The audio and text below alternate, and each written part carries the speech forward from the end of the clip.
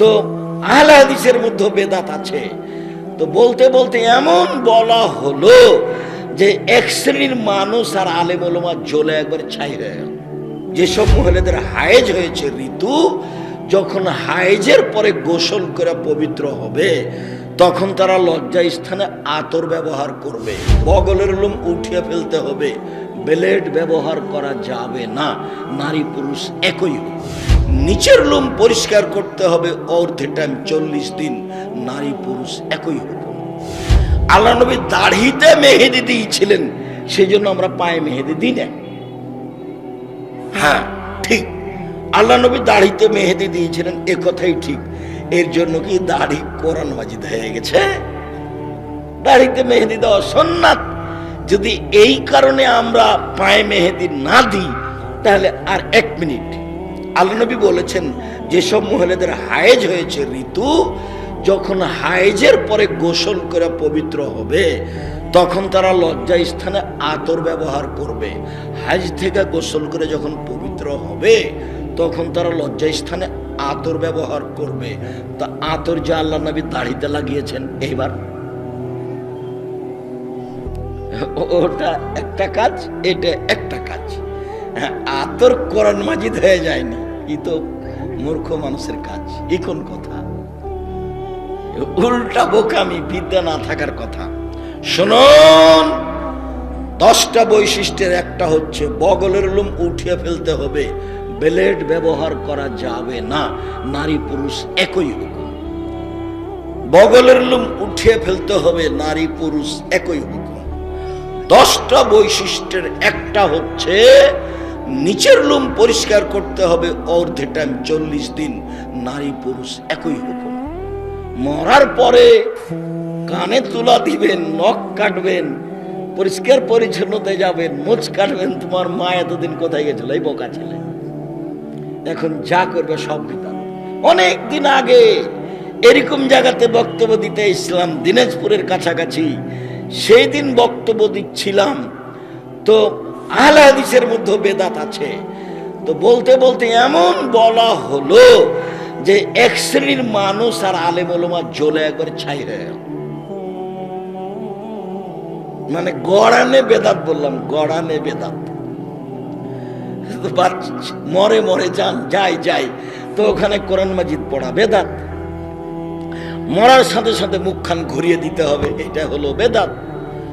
গোসল দিতে হবে অজু দিয়ে, তো এখন গোসল দেওয়ার পূর্বে পেট চেপে পেশাব পায়খানা বের করছে, এটা হলো বেদাত। এখন তারপরে মোচ ছোট করছে, এটা হলো বেদাত। এখন নখ কাটছে, এটা হলো বেদাত। এখন পরিষ্কার পরিচ্ছন্নতার কাজে যাচ্ছে, এটা হলো বিদাত।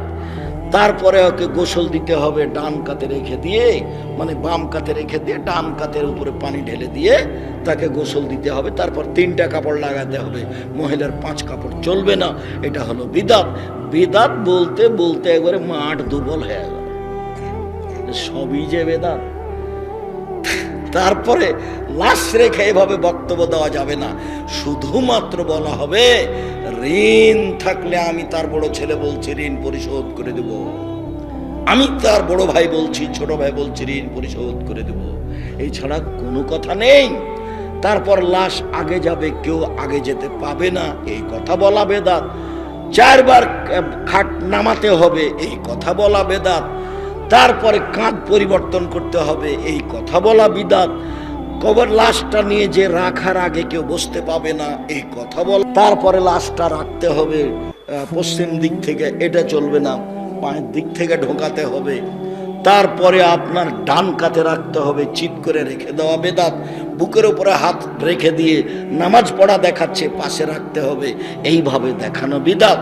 তারপরে অনেক মানুষ সবার জন্য এক ডালিতে মাটি নিয়ে হাত ধরিয়ে দিয়ে হাতে ছয়ে নিয়ে দিচ্ছে, এটা একটা বেদাত।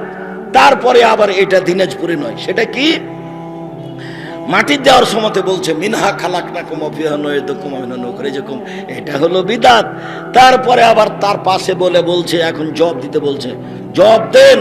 আমি বলছি মান রব্বুকা, বলেন যে রব্বি আল্লাহ, ওকে বলে দিচ্ছে উপর থেকে। তারপরে সবাই মিলে লম্বা দোয়া দিল, হাত দিলে, এটা হলো বেদাত। তারপরে কয়দিন পরে মানুষকে খাওয়াচ্ছে, এটা হলো বেদাত। বেদাত বলতে বলতে মাঠ খায়ল হয়ে গেল। আসলে বেদাত কোনো পথ নাই, রাসূলের পথেই যেতে হবে, কোনো পথ নেই। সম্মানিত দিনী ভাই বোন, বলছিলাম উপস্থিত বৈঠকের দিনী মুসলিম বোন, আপনি আপনার ছেলে মেয়েকে শিষ্টাচার শিখান। শিষ্টাচার কি জিনিস? আপনার বাড়িতে একটা পট আছে, পট, বাচ্চার পেশাব পায়খানা, ওটা হলো ঘোড়া। এই পট আমাদের বাড়িতে 3 মিনিট থাকতে পারবে না। 3 মিনিট হয় ভেঙে ফেলা হবে, না হয় ঘোড়ার মাথাটা কেটে দেওয়া হবে। শিষ্টাচার কি জিনিস? আপনার স্ত্রী চিরির বন্দরে বাড়ি, একটা আয়না কিনেছে, আয়না, সেটা হলো কাতল মাছ, এটা তো আমাদের বাসায় 1 মিনিট থাকতে পারে না। আপনার স্ত্রী একটা তরকারির বাটি কিনেছে, সেটা হলো রুই মাছ। আপনার স্ত্রী খাওয়ার জন্য প্লেট কিনেছে, তাতে আছে চিংড়ি মাছ। আদর্শ কাকে বলে? শিষ্টাচার কাকে বলে? আপনার স্ত্রী শোকেজে কাঁকড়া সাজিয়ে রেখেছে, আদর্শ কাকে বলে? আপনার বাচ্চার হাতে, মেয়ের হাতে, ছেলের হাতে খালি পুতুলে ভর্তি। আব্দুর রাজ্জাক সাহেব, মৌলানা সাহেবের বাড়িতে পুতুল দেখেছি, মৌলানা সাহেবের বাড়িতে পুতুল দেখেছি। মৌলানা সাহেবের সাথে কি সাথ আছে? আয়েশা রাদিয়াল্লাহু তাআলা আনহা বলেন, আল্লাহর নবী বাড়িতে ঢুকলে পাত্র জাতীয় এমন কোনো কিছুতে ছবি মূর্তি থাকলে তাকে ভেঙে চৌচির করে দিতেন। আয়েশা রাদিয়াল্লাহু তাআলা আনহা বলেন, আল্লাহর নবী বাড়িতে ঢুকে যদি কাপড়ে কোনো জায়গাতে ছবি মূর্তি থেকেছে, কাপড়টা নিয়ে এভাবে টুকরা টুকরা করে ফেলতেন। বলতেন, আয়েশা, যারা ছবি মূর্তি করছে তাদেরকে পিটিয়ে হত্যা দিতে বাধ্য করা হবে। আয়েশা, ছবি মূর্তি যে ঘরে থাকে সে ঘরে ফেরেশতা থাকে না। তিনি দরজায় দাঁড়িয়ে যেতেন, ভিতরে ঢুকতেন না। আপনার বাড়িতে পুতুল থাকবে মানে, প্লাস্টিকের পুতুল থাকবে মানে, আপনি কি মনে করেন? আগে গিয়ে মেয়ের যত পুতুল আছে, যত অ্যালবামে ছবি আছে, যত মায়ের মারা গেছে মায়ের ওই পাসপোর্ট সাইজের ছবি আছে, তাকে টুকরা টুকরা করে ছিঁড়ে ভেঙে ফেলে যদি ঘুমাতে পারেন, তাহলে আপনি সত্যি মুমিন, অন্যথা আপনি একজন মুনাফিক। বক্তব্য শুনে আপনি মুনাফিকি করেন। আদর্শ কাকে বলে? শিষ্টাচার কাকে বলে? আপনার স্ত্রীর দরজাটা বন্ধ করতে জানে না, শিষ্টাচার কাকে বলে? আপনার স্ত্রী বলবে, আব্বু ডান হাতে গিলাস ধরো, ডান হাতে, আব্বু ডান হাতে ধরো। আয়েশা রাদিয়াল্লাহু তাআলা আনহা বলেন, আল্লাহর নবীর ডান হাত ছিল পবিত্র কাজের জন্য আর খাওয়ার জন্য, আল্লাহর নবীর বাম হাত ছিল লেখালাইহি মিন কাদা, পেশাব পায়খানার জন্য আর অপবিত্র কিছুর জন্য। মিশরে যখন গাজা ফিলিস্তিনিদেরকে আমরা সাহায্য দিলাম, আব্দুর রহিম যেগুলো নির্ধারণ করেছিল, তো আমি এখন ওই সাহায্যের বক্সটা হাতে তুলে দিচ্ছি, তো সবাই খালি বাম হাতে নিচ্ছে, সবাই খালি বাম হাতে নিচ্ছে। এরা হলো অরিজিনাল আরবি, এরাই ওই জায়গার যেখানে মারিয়াম ছিলেন, এরাই বাইতুল মুকাদ্দাসের মানুষ, এরাই মাস্টার ডিগ্রি পাস মানুষ, এরাই আরবি মানুষ মূলত। এখানে সব নবীর ঘর। এবার সবাই বাম হাতে নিচ্ছে। আমি দেওয়া বন্ধ করলাম, 5 মিনিট ডান হাতে নিতে হবে, বাম হাত পেশাব পায়খানার জন্য বললাম। এমন বুঝলো, আমি যা বুঝেছি তার চেয়ে বেশি বুঝলো। তার মানে সবাই আরবি, আল্লাহর নবীর মুখের ভাষা ভালো বুঝলো। এবার যখন আমি দিলাম তখন বাম হাতেই নিল। বুঝা গেল না কথা? বলেন তো কেন নিচ্ছে বাম হাতে? অভ্যাস। জাযাকাল্লাহ খাইর। অভ্যাস। সে অভ্যাসের কাছে টিকতে পারে না, সে অভ্যাসের কাছে টিকতে পারে না। ও আরবি মানুষ, আরবি বুঝে, এটা নবীর কথা। এরপরে নেওয়ার সাথে বাম হাতে নিচ্ছে কেন? সে অভ্যাস। সে বাম হাতে খায়, বাম হাতে চা খায়, বাম হাতে খায়, বাম হাতে জিনিস ধরে, মানুষকে বাম হাতে দেয়। এই যে বিমানবালাগুলো ডান হাতে এদেরকে দিচ্ছে, বাম হাতে এদেরকে দিচ্ছে। এখন কোনো লোক যদি বলতে, বেটি ছেলে মানুষ, বাম হাতে ছুঁচো, পানি খরচ করো, আবার বাম হাতে দাও, করো, শরম পাও না? তাহলে তো হতো, তাহলে নবীর কথা হতো। বলে কে? আমি বলি তোমার জিনিস আমি নিব না, আমার খাওয়ার দরকার নাই আজকে। যদি ওর সিরিয়ালে বাম হাত পড়ে তা আমি বলি যে না, আমি আজকে খাবো না, ওটা আমি লাগবে না আমার। আর যদি সিরিয়াল আমার ডান হাত আছে তা আমি নিই। বাম হাতে দিচ্ছে। শিষ্টাচার কাকে বলে? আল্লাহর নবী আমার স্ত্রী আমার বোনদেরকে শিষ্টাচার শিখাবে। এই জন্য বয়সের মেয়ে বিবাহ করেছি, কম বয়সের মেয়ে বিবাহ করিনি। আল্লাহর নবী আমার স্ত্রী আমার বোনদের মাথার চুল চিরুনি করে সাজগোজ করে পরিপাটি করে রাখবে, কাপড় চোপড় ঝকঝকে করে।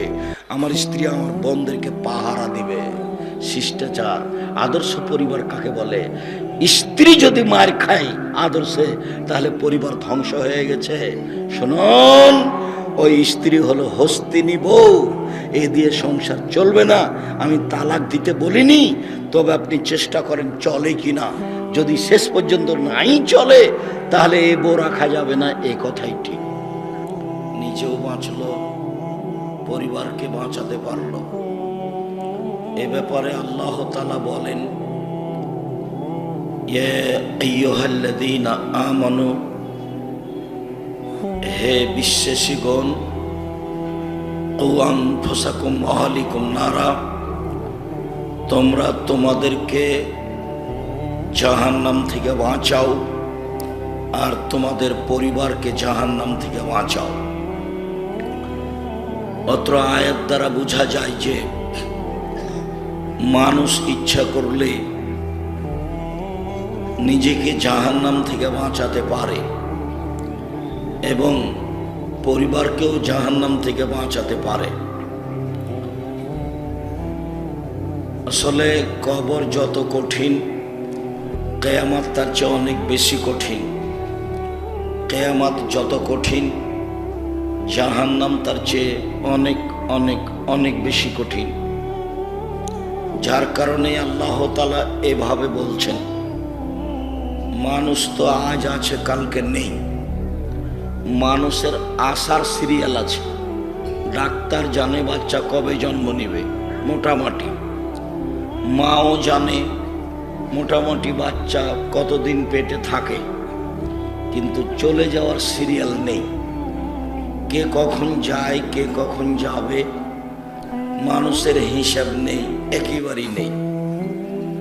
তাই যেহেতু চলে যাওয়াটা হিসাব ছাড়াই, কাজেই সবচেয়ে যেটা কঠিন জায়গা সেটা নিয়ে বিবেচনা করা উচিত। আয়েশা রাদিয়াল্লাহু তাআলা আনহা বলেন, আল্লাহর নবী জীবনে এমন কোনো দিন সালাত আদায় করেননি যেই সালাতের শেষে তিনি জাহান্নাম থেকে বাঁচতে চাননি। আমরা দিনাজপুরের মানুষ হিসাবে সালাতের নিয়ম নীতির সাথে বেশি সম্পৃক্ত মর্মে আমরা দোয়ায়ে মাসুরা বলে সালাম ফেরার পূর্বে দুটা দোয়া পড়ে থাকি। একটা হলো আল্লাহুম্মা ইন্নী যালামতু নাফসি, আর একটা হলো আল্লাহুম্মা ইন্নী আউযু বিকা মিন আযাবি জাহান্নাম। তো আল্লাহর নবী একদা আবু বকর সিদ্দিক রাদিয়াল্লাহু তাআলা আনহু আল্লাহর নবীকে বলেছিলেন, আল্লাহর নবী আল্লিমনি দুআআন আদুবিহি ফি সালাতি। আচ্ছা আল্লাহর নবী, এটা আবু বকর সিদ্দিক রাদিয়াল্লাহু তাআলা বলছেন, আচ্ছা আল্লাহর নবী আমাকে একটা দোয়া শিখিয়ে দেন তো, যেটা আমি আমার সালাতে বলবো। এটা আবু বকর সিদ্দিকের দাবি। তখন আল্লাহর নবী তাকে শিখিয়ে দিলেন যে ঠিক আছে, আপনি বলেন আল্লাহুম্মা ইন্নী যালামতু নাফসি যুলমান কাসীরা।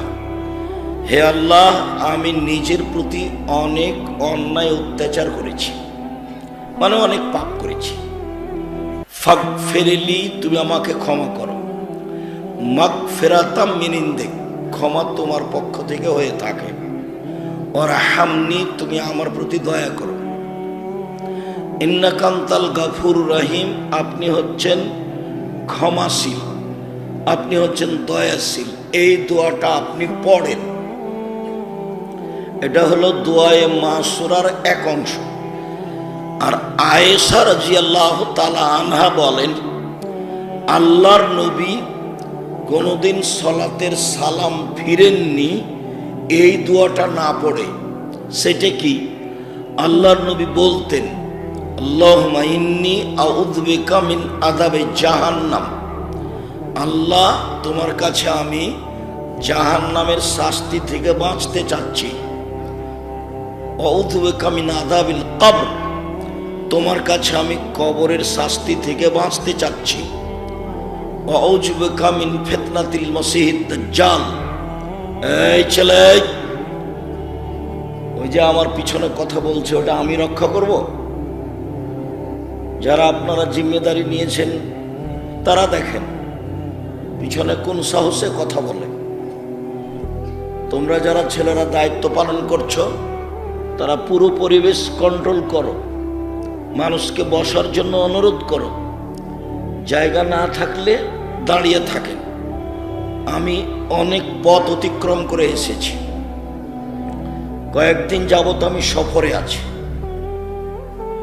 আমি বৃহস্পতিবার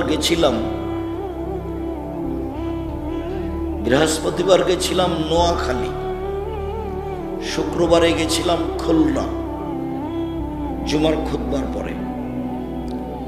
খুলনা থেকে ঢাকা গেছি, ঢাকা থেকে এখন আসছি। আমি আপনার চেয়ে বেশি ক্লান্ত আছি।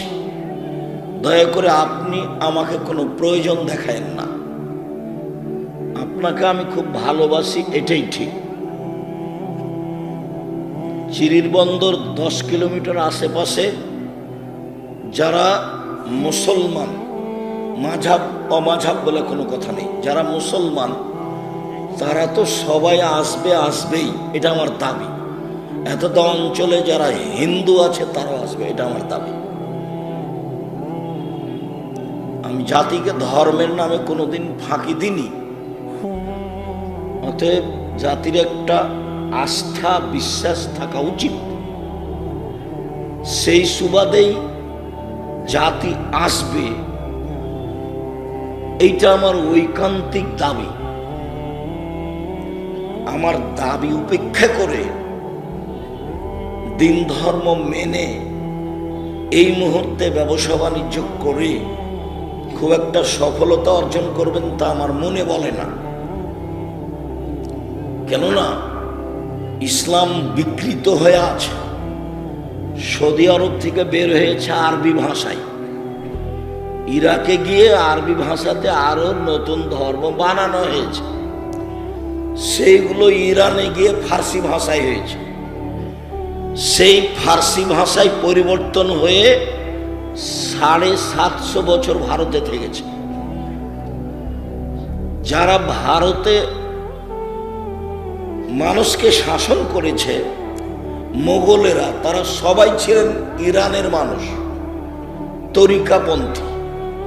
কাজেই এই দেশের মাটিতে আসল ধর্মের চেয়ে বিকৃত ধর্ম অনেক অংশ আছে, এটা আপনাকে বিশ্বাস করতে হবে। আমি তার নমুনা দিনাজপুরের মাটিতে শতদিন হাজারো দিন দেখিয়েছি, 90 সাল থেকে না আজ অবধি। আজকে 1 মিনিট দেখাই। এটা কোরআন মাজিদ, খুব ঝকঝকে করে ভালো মানের পাতা দিয়ে ছাপানো আছে। এই দেখেন, হেডলাইন আছে দুয়া ও খাতমিল কোরআন। তা আমি 30 বছর আগে বলেছি যে কিয়ামত পর্যন্ত সময়, মানে আমার মরা পর্যন্ত সময়। আর পরের পৃষ্ঠে মানে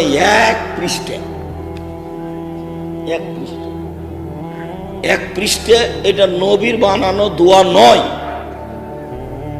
তাতে আমি 2-1 মাস সময় দিইনি, কিয়ামত পর্যন্ত সময় দিচ্ছি। প্রমাণ করতে হবে যেটা নবীর দোয়া। কথা বুঝতে পারেননি তো? আমি কি বলতে চাইলাম, ধর্ম বিকৃত আছে। এই জন্য আমি আপনাদের কাছে দাবি রাখি, আমি আপনাদের খুব কাছের মানুষ। জামিয়া সালাফিয়া তেঘরা বিরল দিনাজপুরের কারণে আরো কাছাকাছি হয়েছি। মর্মে কোনোদিন উপস্থিত হলে আপনি উপস্থিত হবেন, এটা আমার ঐকান্তিক দাবি। আরো শত কথা, আজকের মতো এইটুকু। আর না হলে বইয়ে লেখা আরো একটা কথা আপনাকে জানাই। এই দেশে একটা বই আছে, তার নাম মুকসিদুল মুমিনিন। সেই বই একটা হেডলাইন আছে, সেই হেডলাইনটা হচ্ছে অবিবাহিত ছেলে মেয়ের পড়া নিষেধ। হেডলাইনটা কি বলেন তো?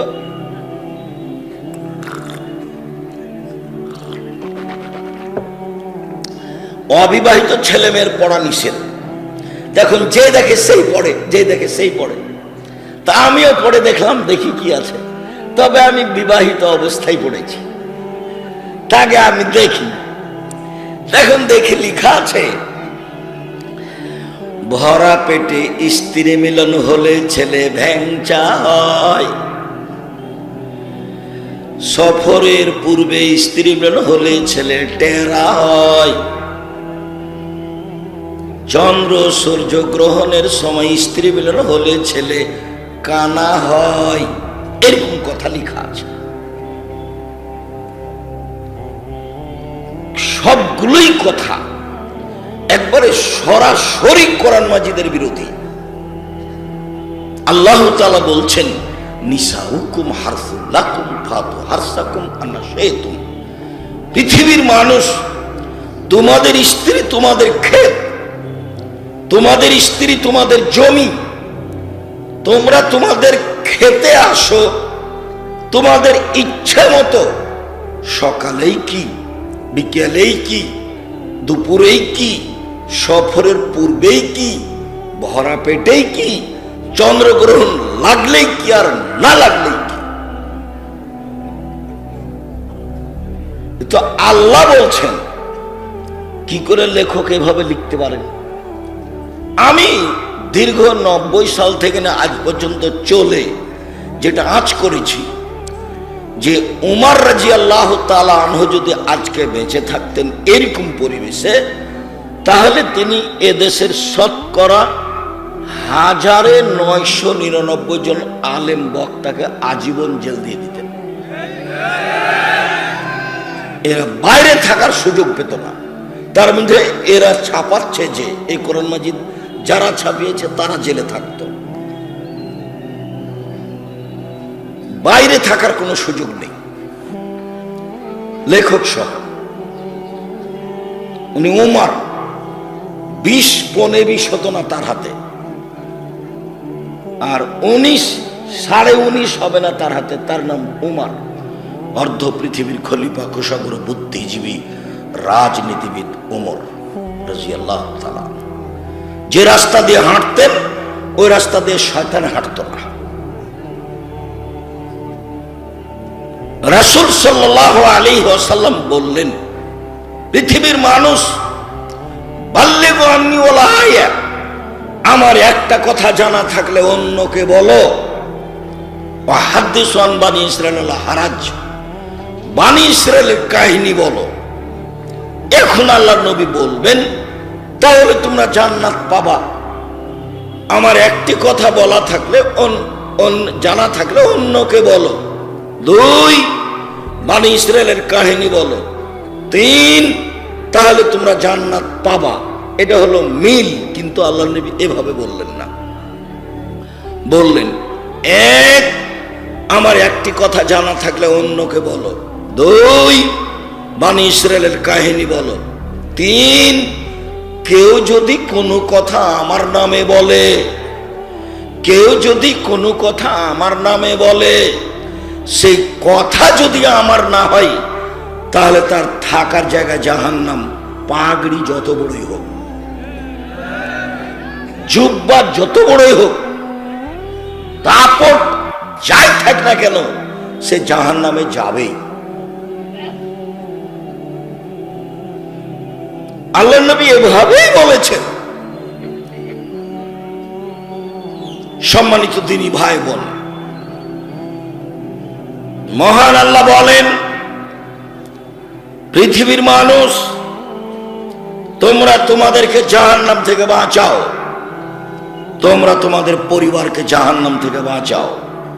1 মিনিট, নিজেকে জাহান্নাম থেকে বাঁচাবো কিভাবে, এই নিয়ে একটু কথা। উকবা ইবনে আমির রাদিয়াল্লাহু তাআলা আনহু বলেন, আমি একদা আল্লাহর নবীকে জিজ্ঞাসা করলাম, আল্লাহর নবী, মান নাজাত, বাঁচার পথ কি, জাহান্নাম থেকে বাঁচবো কিভাবে? তখন তিনি 3টা কথা বললেন। তিনি বললেন, 1, আলজাম লিসানাক, মুখখান বন্ধ রেখো, জাহান্নাম থেকে বেঁচে যাওয়া। 2, আলজাম বাইতাক ওয়াল ইয়াসা বাইতুক, বাড়ি প্রশস্ত করো, বাড়িতে থাকো, জাহান্নাম থেকে বেঁচে যাওয়া।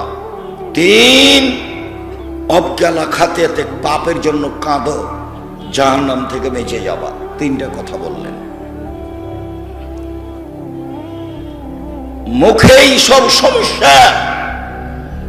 আল্লাহর নবী বললেন, মানুষ যদি অজু করে মুখমণ্ডল ধয়, তাহলে মুখমণ্ডলের মাধ্যমে যত পাপ হয়েছে সব ঝরে যাবে। যখন অজুতে মানুষ কোণে পর্যন্ত হাত ধৌত করবে, হাতের মাধ্যমে যত পাপ হয়েছে সব পাপ ঝরে যাবে।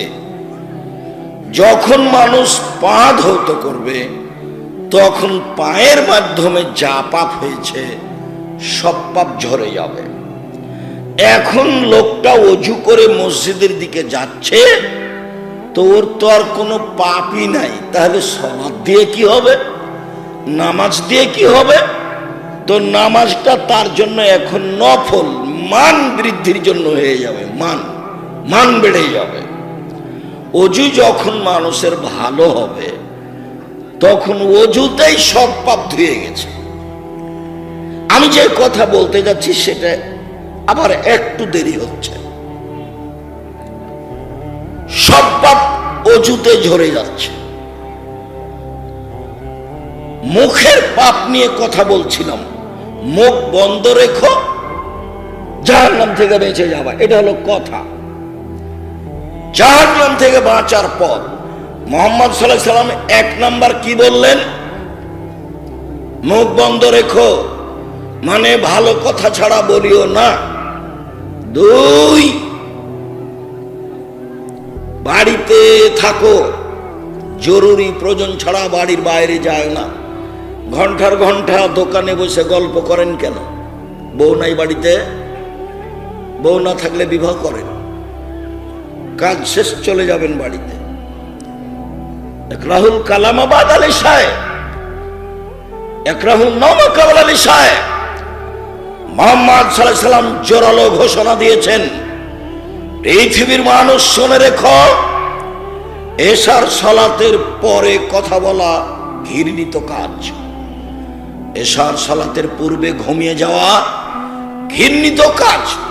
আমি মুহাম্মদ সাল্লাল্লাহু আলাইহি সাল্লাম এশার সালাতের পরে গল্প করাকে ঘৃণা করি। এশার সালাতের পূর্বে ঘুমিয়ে যাওয়াকে ঘৃণা করি। এশার সালাতের পরে কথা বলাকে ঘৃণা করি। মানুষ মুখ বন্ধ রাখলে জাহান্নাম থেকে বাঁচবে, বাড়িতে থাকলে জাহান্নাম থেকে বাঁচবে, পাপের জন্য কাঁদলে জাহান্নাম থেকে বাঁচবে। তো আল্লাহর নবী বললেন, অজুতে মুখ ধুইলে মুখের পাপ শেষ, অজুতে হাত ধুইলে হাতের পাপ শেষ, অজুতে পা ধুইলে পায়ের পাপ শেষ। তো পাপই তো নাই, তো এখন ওই লোকটার নামাজ কি হবে? বলে ওর সালাত দিয়ে এখন তার মানটা বেড়ে যাবে, এখন দামি জান্নাত পাবে। তো অজু খুব ভালো জিনিস। তো 1 মিনিট এখানে একটু কথা বলি, আবার ফিরে আসছে ইনশাআল্লাহ। আল্লাহর নবী বললেন, আমি কি তোমাদের একটা কথা বলে দিব না, যাতে পাপ মিটে যাবে, মান বেড়ে যাবে, যাতে পাপ মিটে যাবে, মান বেড়ে যাবে, যাতে পাপ মিটে যাবে, মান বেড়ে যাবে। আমরা বললাম বালা, হ্যাঁ বলেন, বলি তো, পাপ মিটে যাবে, মান বেড়ে যাবে, সেই কথা তো আমরাও শুনতে চাচ্ছি, বলেন আপনি। তখন আল্লাহ নবী বলছেন, শোনো, এসবাগল অজু, ভালো করে অজু করো, পাপ মিটে যাবে, মান বেড়ে যাবে। 2, পায়ে হেঁটে মসজিদে যাও, পাপ মিটে যাবে, মান বেড়ে যাবে। 3, এক সালাত আদায় করেছ, আর এক সালাত আদায় করা লাগবে, সে অপেক্ষায় থাকো, পাপ মিটে যাবে, মান বেড়ে যাবে।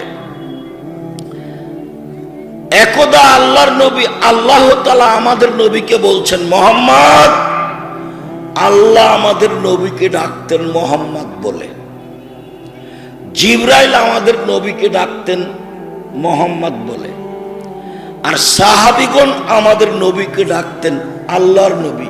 আল্লাহর নবী যাবেন, আল্লাহর নবী খাবেন, আল্লাহর নবী এখন কি আপনি এখানে বসবেন? তো সব এখন উল্টে গেছে, ভারত বাংলাদেশ পাকিস্তানে উল্টে গেছে। ভারত পাকিস্তানে এখন মানুষজন বলছে বাংলাদেশে যে হুজুরে পাক সাল্লাল্লাহু আলাইহি সাল্লাম বলছেন, হুজুরে পাক। সাহাবী বললেন একটা, আর বাংলাদেশের সব জনগণ হুজুর মাওলানা সাহেব কি বলছেন, আর একটা, হুজুরে পাক সাল্লাল্লাহু আলাইহি সাল্লাম বলেছেন। আরো কত, একটাও চলবে না। আল্লাহ বলছেন, মুহাম্মদ জি, ওপরে হইচই হচ্ছে কি নিয়ে বলতে পারেন? হ্যাঁ বলতে পারি। কি নিয়ে? ফিল কাফারাত, আদমের ছেলে মেয়ের পাপ মিটে যাবে কি নিয়ে, সেই নিয়ে আলোচনা হচ্ছে। কি সেগুলো?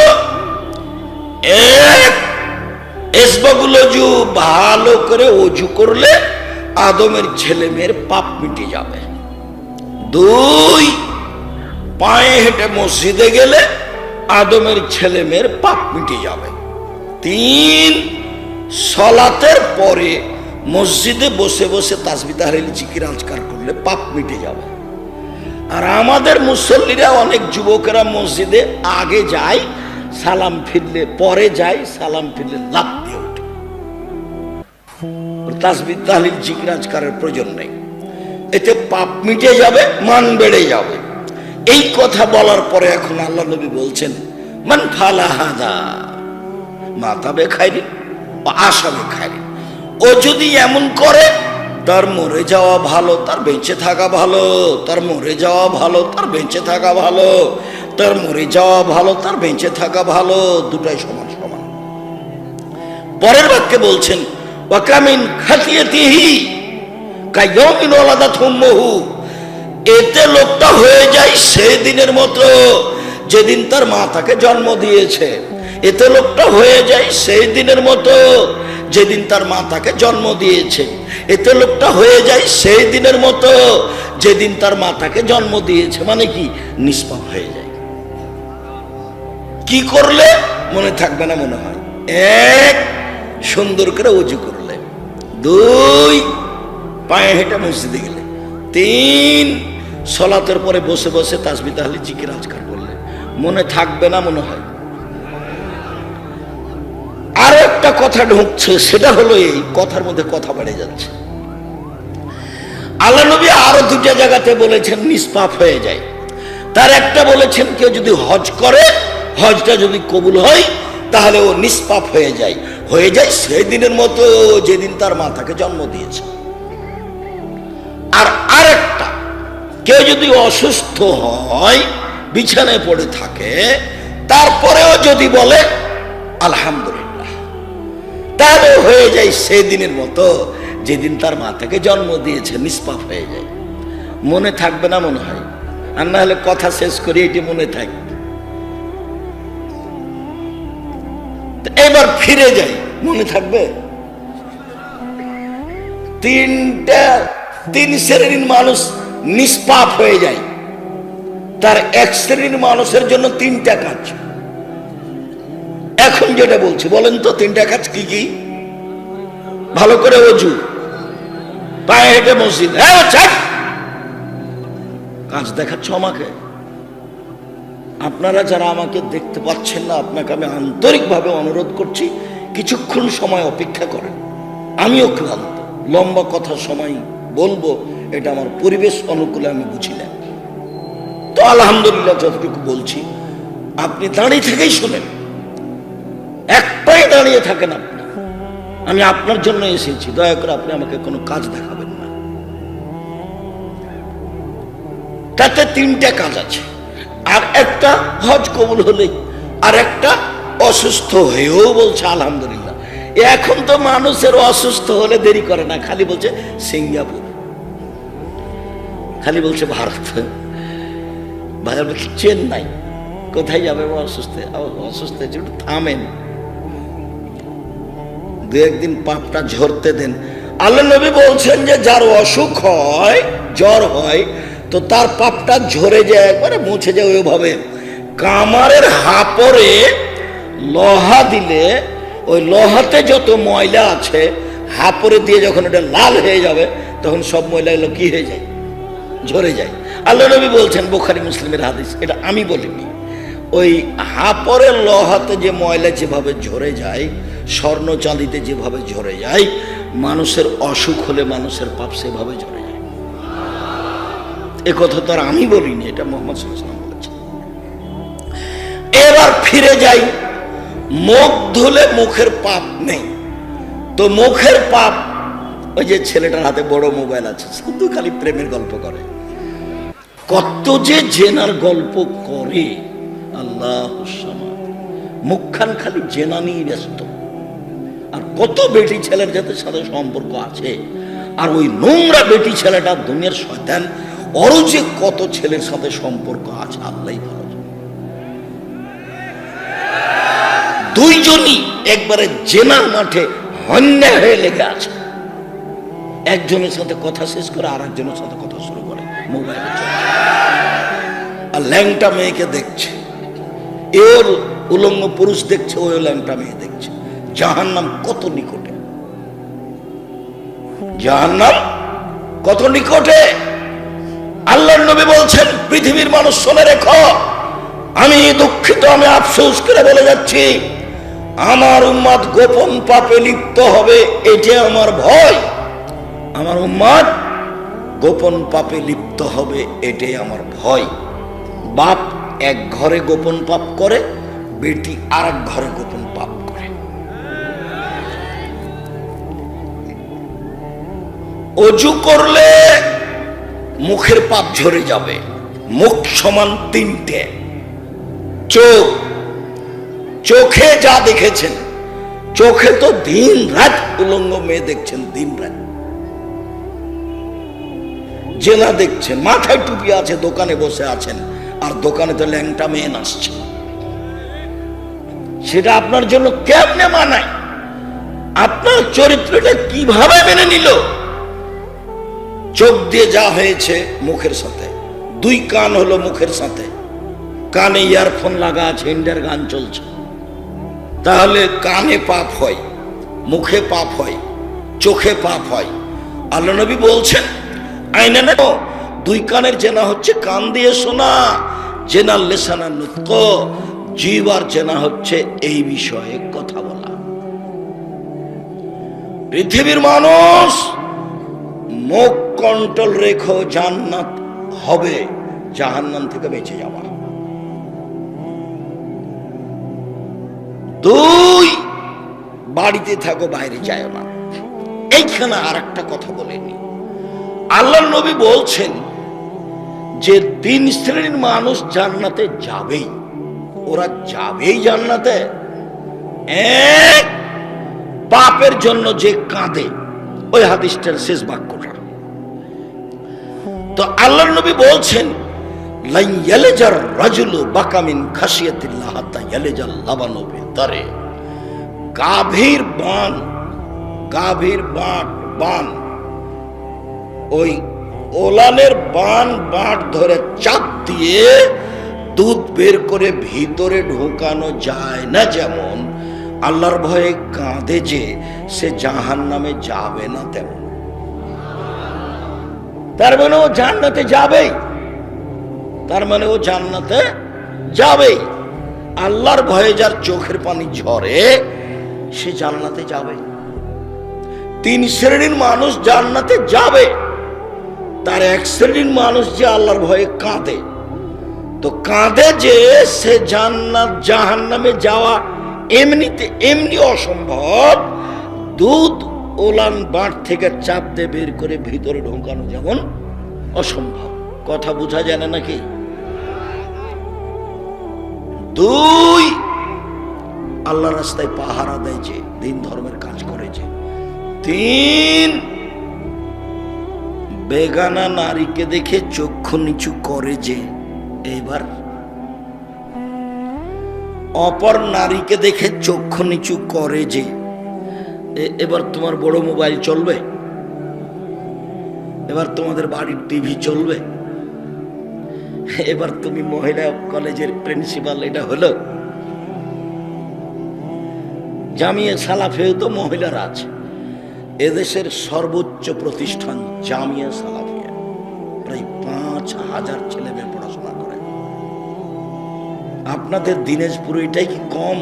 এটা প্রায় ২০ বিঘা জমির উপরে। জাননি নাকি? একদিন যাবেন, ভুলে ওই রাস্তা দিয়ে চলে যাবেন, দেখে আসবেন। বিশাল প্রতিষ্ঠান এটাও, আপনাদেরটাও। ছোট চোখে দেখে কি হবে? হিংসা টিংসা করে কি হবে? ও বাড়তেই থাকবে, তখন হিংসা আরো বাড়বে। ভালোবাসেন, সম্মেলনে যাবেন, ভালো লাগবে, নিজের প্রতিষ্ঠান। উত্তরবঙ্গের জন্য জামিয়া সালাফিয়া তৈঘরা বিরল দিনাজপুর। জামিয়া সালাফিয়া প্রায় ৫,০০০ ছেলে মেয়ে পড়াশোনা করে, ৩০০ জন শিক্ষক শিক্ষিকা। যখন তখন মদিনা বিশ্ববিদ্যালয় থেকে শিক্ষকরা এসে এখানে শিক্ষকতা করে। ৪ জন চলমান মদিনা বিশ্ববিদ্যালয়ের টিচার শিক্ষকতা করছিলেন আপনাদের জামিয়া সালাফিয়া টাঙ্গিপাড়া পবার সেইতে। আজকে তারা দেশ ত্যাগ করলেন। ৪ জন ইন্ডিয়ান গুলো সবসময় আছে। সম্মানিত দিনী ভাই বোন, বলছিলাম এইভাবে নিজেকে ধ্বংস করিয়েন না। মুখকে কন্ট্রোলে রাখেন, জান্নাত হবে ইনশাআল্লাহ। চক্ষু নিচু করুন, জান্নাত হবেই। মানে এইসব মোবাইল ব্যবহার করা ত্যাগ করুন। আমার কাছে একটা ওই বাটনওয়ালা মোবাইল আছে, বড় মোবাইল তো আমি ব্যবহার করতে পারি না। আপনি আমাকে বলেছেন আব্দুর রাজ্জাক সাহেব আমার নামটা সেভ করে রাখেন, আমি তো শুধু অন করতে পারি, রিং হলে টিপতে পারি, আমি তো সেভ করতে পারি না। তখন আপনাকে আমি কি উত্তর দিব বলেন? আপনার নাম তো আমি সেভ করতে পারি না। জামিয়া সালাফিয়া চলে এইভাবে। প্রতি মাসে বেতন লাগে ৩২ লক্ষ, প্রতি মাসে বেতন লাগে ৩২ লক্ষ। এই মোবাইলে মানুষের সাথে যোগাযোগ করি। জামিয়া সালাফিয়ার আদায় রসিদ বহি বাহিরে ব্যবহার হয় না, শিক্ষক এটা করতে পাবে না। ওটা আপনাদের নিজস্ব প্রতিষ্ঠান। আপনাদের যেটা জামিয়া সালাফিয়া রূপগঞ্জ, নারায়ণগঞ্জ, ঢাকা, ওটা প্রায় ১০০ বিঘা জমির উপরে, প্রায় ১০০ বিঘা। শুনুন সম্মানিত দিনী ভাই বোন, আল্লাহর নবী বললেন আমার উম্মতের ধ্বংস নেমে আসবে ৩টি পাপের কারণে। আমার উম্মতের ৩টা বিপদ আসবে ৩টা পাপের কারণে। আমার উম্মতের উপরে ৩টা বিপদ নেমে আসবে ৩টা পাপের কারণে। ১, ভূমিকম্প হবে। ২, আকার আকৃতি পরিবর্তন হবে। সন্ধ্যায় থাকবে মানুষ, সকালে হবে শুকুর, বানর। খুব কঠিন কথা। ৩, সমস্যা নেমে আসবে, জিনিসপাতির দাম বেড়ে যাবে, মসজিদে মারামারি, মাদ্রাসায় মারামারি, কোথাও কেউ শান্তি পাবে না। আমার উম্মতের উপরে ৩টা বিপদ নেমে আসবে। ১, ভূমিকম্প। ২, আকার আকৃতি পরিবর্তন। সন্ধ্যা থাকবে মানুষ, সকালে হবে বানর, সুর। 3 সমস্যা, পাপ 3টে। এক, এই যা শারিবুল খমুরা, যখন আমার উম্মত নেশাদার দ্রব্য পান করবে, বিড়ি, তামাক, জর্দা, সিগারেট, গুল, এগুলো, আরো মদ, পেপসি, ঠান্ডা, কোকা-কোলা, আরসি, আমি কোনোদিন এগুলো বলিনি, হালাল বলিনি। আমি কোনোদিন পেপসি, ঠান্ডা, কোকা-কোলা, আরসি, মেরিন্ডা এগুলোকে আমি বলেছি মদ। যারা বলেছে মদ নয়, আপনি তার কথা শুনে খান। আমি বলেছি সব মদ, এর ব্যবসা হারাম। আমার উম্মত যেদিন নেশাদার দ্রব্য পান করবে, সেদিন 3টা বিপদ নেমে আসবে। 2, জাহারাতুল কায়নাত, মেয়েরা যখন নাচবে, সব মোবাইলে মেয়ে নাচে, সব দোকানে মেয়ে নাচে, প্রায় সব বাড়িতে মেয়ে নাচে। কাপুরুষ 3 রাত আপনার মোবাইলে ল্যাংটা মেয়ে নাচে কেন? কি স্বভাব তোমার? কিসের পড়াশোনা করেছ? তোমার বিদ্যার দিকে তাকালে আমাকে ঘৃণা হয়। কি পড়াশোনা করেছ? কি দেখাতে চাও আমাকে? তোমার বাপ চাচ্ছে তুমি বড় ডাক্তার হবা, তুমি তো ডাক্তারকে চিনো। ও 3 লাখ টাকা বেতন পায়, তারপরেও ওই ওষুধ কোম্পানির ওই প্রেসক্রিপশনে ওই ওষুধ লেখে যে কোম্পানি তাকে টাকা দিয়েছে। তো চোর, ওকে দিয়ে কি হবে? জামিয়া সালাফিয়া পড়াশোনা করেন, শিরক বেদাত জানতে পারবেন, রুজিও হবে, রুজিও হবে। ডিসেম্বরে ফর্ম নিবেন, 1 জানুয়ারি ভর্তি হয়ে যাবেন, রুজিও হবে, শিরক মুক্ত, বিদাত মুক্ত জীবন। ভাই ছেলে, কি দেখাতে যাও তুমি? আজ থেকে তোমার মোবাইলে জিন্দেগিতে আর কোনোদিন যেন মেয়ে না নাচে, তুমি তওবা করে উঠবে এখান থেকে। তোমাকে আরো আমি বলছি, যত মেয়ের সাথে তুমি কথা বলো, মেয়েদের নামটা ভুলে যাও। এভাবে মারিয়াম যেমন বলেছিল, আমি হয়ে যেতে চাই নাসিয়া মানসিয়া। আহারে, আমি জাতিকে কি দিয়ে বুঝাবো? জাতি আমাকে বলবে ছি ছি ছি ছি ছি, জেনা করে সন্তান নিঃস্ব, তুমি বাইতুল মুকাদ্দাসে থাকো, মসজিদে, তুমি মসজিদ ঝাড়ু দাও, তোমার স্বভাব এত খারাপ। তোমার মা তো জেনাকার ছিল না, জেনাকারিনী ছিল না, তোমার বাপ তো জেনাকার ছিল না, তুমি এই অবৈধ সন্তান নিঃস্ব। আমি এটা কি দিয়া বুঝাবো? পৃথিবীতে আমি এমন হয়ে যেতাম, না সে মানুষে কেউ জানতো না মারিয়াম কেটা, মারিয়াম যে কে এটা কেউ জানতো না। দুঃখ করে এ কথা কে বলছে? মারিয়াম বলছে। মারিয়াম সন্তান বুঝাতে পারবে না জাতিকে, কেন? মারিয়ামের স্বামী নেই। তো স্বামী যে নেই, তো জাতিকে সন্তান কি দিয়ে বুঝাবে? কথা আমার বুঝতে পারেন না নাকি? তখন মারিয়াম বলছে, অত লজ্জা, মানুষে লজ্জা দিবে তো বেঁচে থাকার চেয়ে না সে মানুষে আমি হারিয়ে যাব, কেউ জানবে না। এই ছেলে, মারিয়াম জন বলছে যে আমি হারিয়ে যাব, কেউ জানবে না, ওই বেটি ছেলেটার নাম্বার তুমি এভাবে ভুলে যাবা, তুমি আর কোনোদিন মনেই করবে না।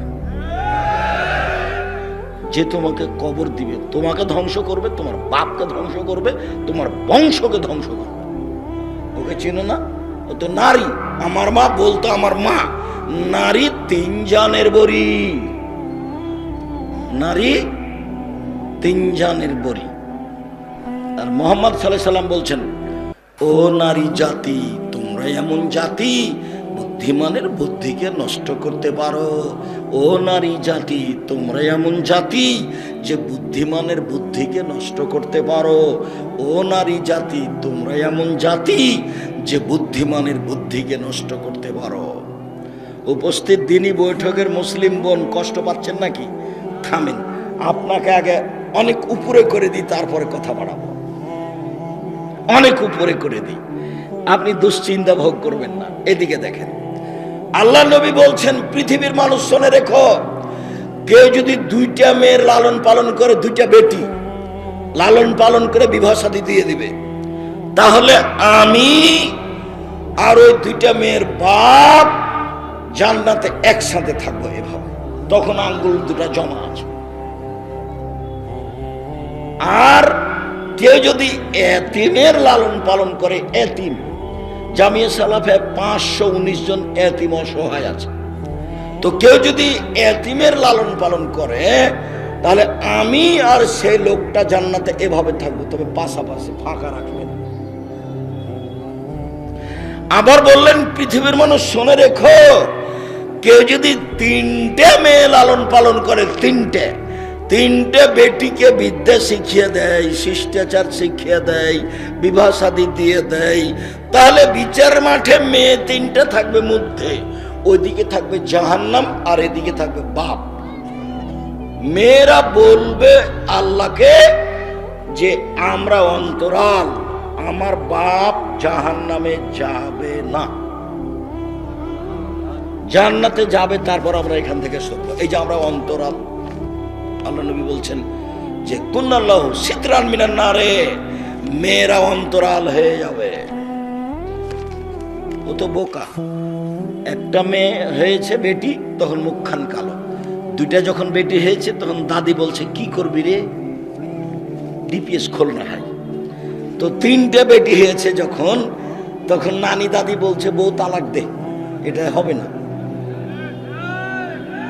নানি দাদির কথা, বউ তালাক দে, এটা দিয়ে হবে না। কেমন স্বভাব, কেমন পৃথিবী! আল্লাহ নবী ভাবে বলছেন। উপস্থিত দিনী বৈঠকের দিনী বোন শুনেন, এই সম্মান শুধুমাত্র নারীদের, পুরুষের এই সুযোগ নেই। 10টা ছেলেকে কেউ যদি মাস্টার ডিগ্রি পাস করায়, 1 পয়সা বাপের উপকার নেই। তো বাপ পড়াবে কেন? জন্ম দিয়েছে এই জন্য, জন্ম দিয়েছে এই জন্যই। 7 দিনের দিনে একটা আকিকাতে ছাগল জবাই করতে হবে, প্রয়োজনে ভিক্ষা করে। আকিকা দিতেই হবে তার বাপকে। জন্মের 7ম দিনে 1 ছাগল জবাই করবে, কানা হোক, ন্যাংরা হোক, চোকালা হোক, টেরা হোক, 2 মাসের হোক, 1 মাসের হোক, ছাগল জবাই করতে হবে। ছাগল ছাগে ভেড়া ভেড়ি, দুম্বা দুম্বি। 2 নাম রাখতে হবে। 3 মাথার চুল নেড়ে করতে হবে। 4 চুল সমপরিমাণ রূপা তার টাকা দান করে দিতে হবে। থাকলো কুরবানি, তো ভিন্ন জিনিস, ওটা হলো নেকির জিনিস। চোখ ভালো কিনা দেখো, কান ভালো কিনা দেখো, খুর ভালো কিনা দেখো, লেজ ভালো কিনা দেখো, মোটা তাজা কিনা দেখো, ঝকঝকে কিনা দেখো, সব দেখে শুনে সারা দিন দেখো। খালি পা দেখো একবার, কান দেখো একবার, চোখ দেখো একবার, লেজ দেখো একবার, হাঁটিয়ে দেখো মোটা তাজা কিনা দেখো, একবারে সুন্দর ঝকঝকে হতে হবে। তার নাম কুরবানি, তার নাম কুরবানি। বুঝা জানে না কি কথা? আর আকিকার নাম কি? টেরা, কানা, 2 মাসের, 1 মাসের, 7 দিনের দিন চাঁপাই নবাবগঞ্জের ভাষায় ওকে তো আকিকা দিতে হবে, ওর বাপকে দিতে হবে, মানে দিতেই হবে। রংপুর, দিনাজপুর, এটা মেয়েরাকে জমি দেয় না, বাপকে দিতে হবে। এই কথাটা চট করে মাথায় আঘাত করছে। মানে মেয়েকে জমি দিতে হবে, বোনকে জমি দিতে হবে, বোনকে জমি দিতে হবে হবে মানে ওর বাপকে দিতে হবে, দিতেই হবে। 15 শতক জমি রেখে গেছে বাপ, 10 শতক নিবে ভাই আর 5 শতক নিবে বোন।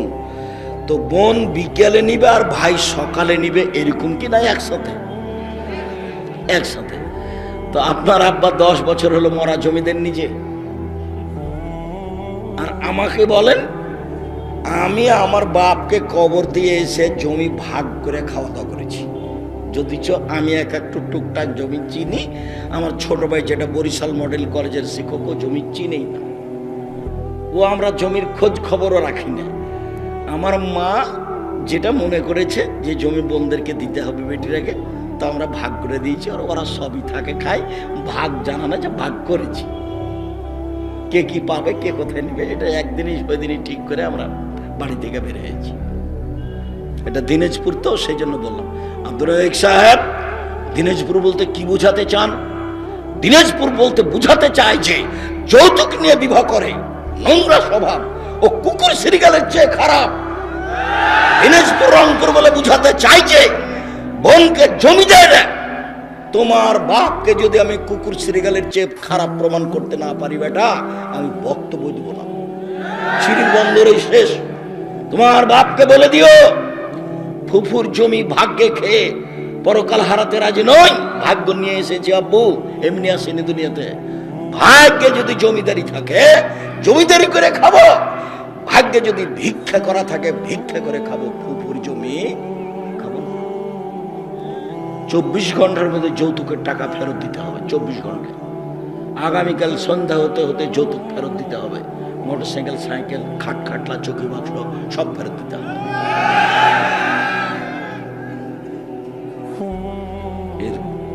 সরিষা সম পরিমাণ আপোষ নেই। রংপুর, দিনাজপুর, লালমনিরহাট, নীলফামারী, কুড়িগ্রাম, পঞ্চগড়, ঠাকুরগাঁ, গাইবান্ধা, জয়পুরহাট সব একই স্বভাবের মানুষ। পরের টাকার উপরে এত আপনার মাথায় হিসাব কেন? ছেলে দিন মজুরি করে খাবে, এই পথে কেন? নিজেকে জাহান্নাম থেকে বাঁচান, পরিবারকে কিভাবে জাহান্নাম থেকে বাঁচাবেন চলেন। এই ছেলে একটু খেয়াল করবেন, ওইখানে কথাটা যেন তিনটে ভালোভাবে মনে থাকে। তিনটে পাপের কারণে বিপদ তিনটা নেমে আসবে। এক, নেশাদার দ্রব্য পান করবে।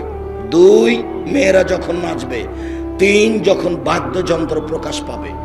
সব দোকানে বাজনা বাজে, সব বাড়িতে বাজনা বাজে, সব মোবাইলে বাজনা বাজে।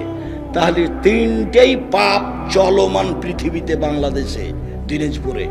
এখন বিপদ আসছে, ঘনিয়ে আসবেই। খুব সাবধান থাকতে হবে।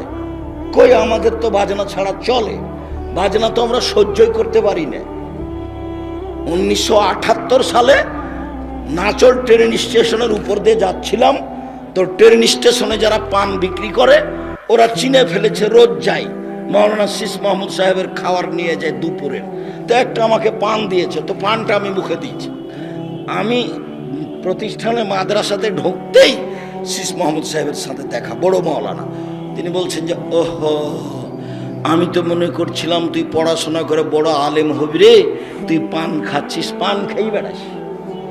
উনি যখন এইভাবে আমাকে বললেন, তখন 78 সাল থেকে নিয়ে এখন পর্যন্ত আর আমি পান মুখে দিইনি। ওর হালাল হারাম পরে, আমি মুখেই দিই না।